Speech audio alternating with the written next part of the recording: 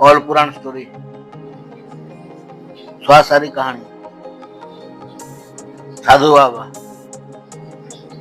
देशर नाम बजयंती नगर से नगर में उदित सेन नाम जड़े जमीदार थे। से एते धनी जे लोके तांकु साहुकार नाम परिचित करते। से उदित सेन सुंदरी स्त्रीटीए थिला। से स्त्री नाम रंभा।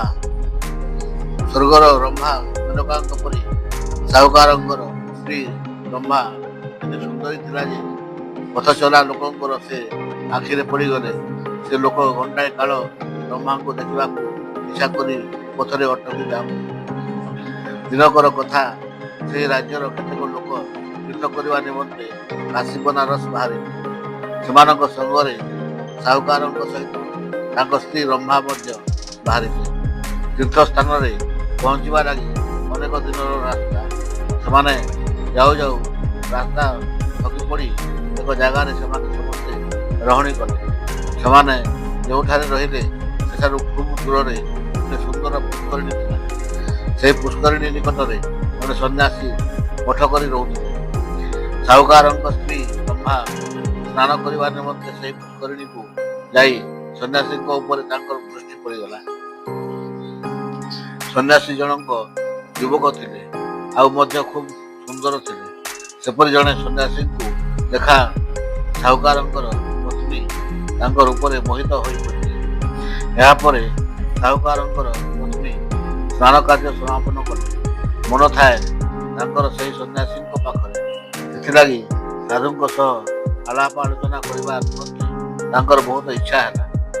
लगी से किपरि जीवे आउ क्यों आड़े जीवे ता सिद्धांत कले।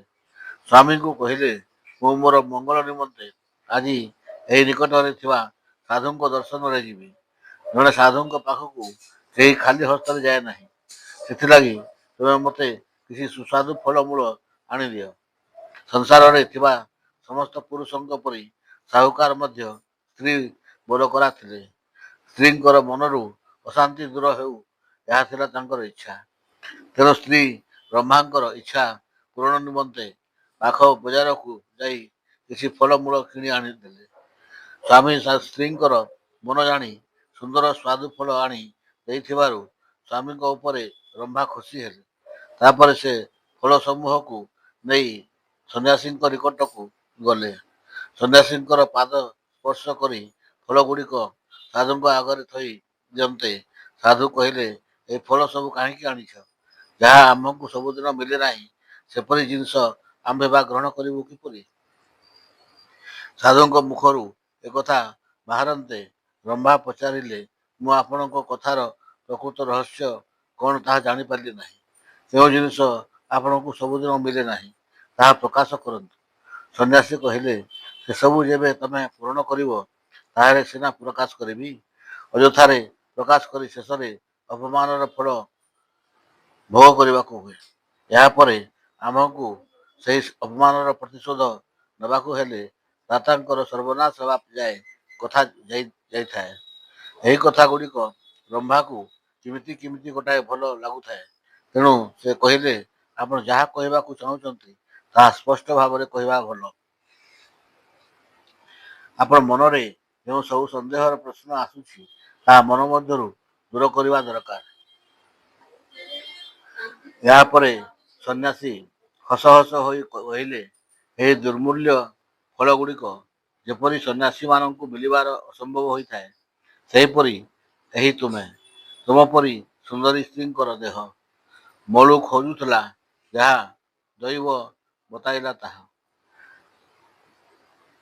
सन्यासी एक शुणी रंभा ओठरे धीरे हस उकुटी उठिला।